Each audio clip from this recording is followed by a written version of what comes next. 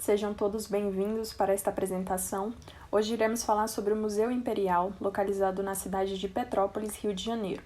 Iremos abordar o seu contexto histórico sobre a compra do terreno, a decisão de torná-lo um museu e as principais obras que possui. Em 1822, Dom Pedro I, durante uma viagem, encantou-se com a Mata Atlântica e o clima ameno da região serrana, e em 1830 comprou a fazenda do Córrego Seco. Devido à crise de sucessão do trono que acontecia em Portugal, Dom Pedro I regressou ao país e deixou a fazenda de herança para o seu filho Dom Pedro II, que assinou um decreto para criar a cidade de Petrópolis, e incumbiu ao engenheiro e superintendente-major Julius Frederick Kohler a missão de construir o palácio e colonizar a região. Em 1893 e 1908, a princesa Isabel, filha de Dom Pedro II, alugou o Palácio de Petrópolis para o educandário Notre-Dame de Sion. Em seguida, entre 1909 e 1939, o Colégio São Vicente de Paulo funcionou no prédio. Neste período, grande parte do mobiliário e demais objetos foram transferidos de local e de propriedade. No São Vicente de Paulo estudava um apaixonado por história, Alcindo de Azevedo Sodré. Graças a ele, que sonhava com a transformação do seu colégio em um museu histórico, o presidente Getúlio Vargas criou em 29 de março de 1940, pelo Decreto-Lei 2096, o Museu Imperial.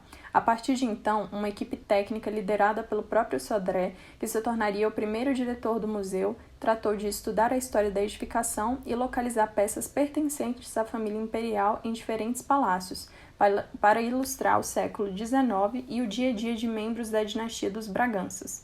Importantes colecionadores nacionais juntaram-se ao projeto, doando objetos de interesse histórico e artístico. Como resultado, o Museu Imperial foi inaugurado em 16 de março de 1943, com um significativo acervo de peças relativas ao período imperial brasileiro. Ao longo das últimas 7 décadas, acumulou expressivos conjuntos documentais, bibliográficos e de objetos graças às generosas doações de centenas de cidadãos, totalizando um acervo de quase 300 mil itens museológicos, arquivísticos e bibliográficos à disposição de pesquisadores e curiosos, além de constantes eventos, exposições e projetos educativos preparados pela equipe do museu.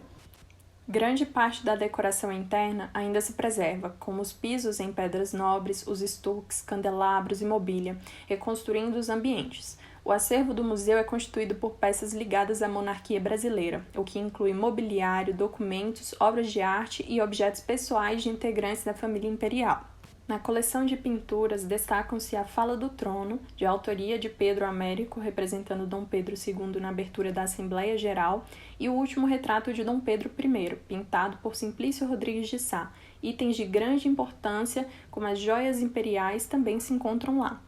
A coroa de Dom Pedro II, criada por Carlos Marim especialmente para a sagração e coroação do jovem imperador, e a coroa de Dom Pedro I, além das diversas outras peças raras e preciosas, como o cofre de bronze dourado e porcelana oferecido pelo rei da França Luís Filipe I ao seu filho Francisco Fernando de Orleans, príncipe de Joinville, por ocasião do seu casamento com a princesa Dona Francisca.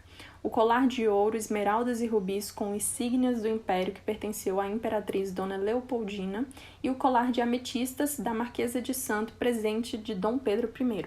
A Biblioteca do Museu Imperial preserva um importante acervo bibliográfico com cerca de 50 mil volumes.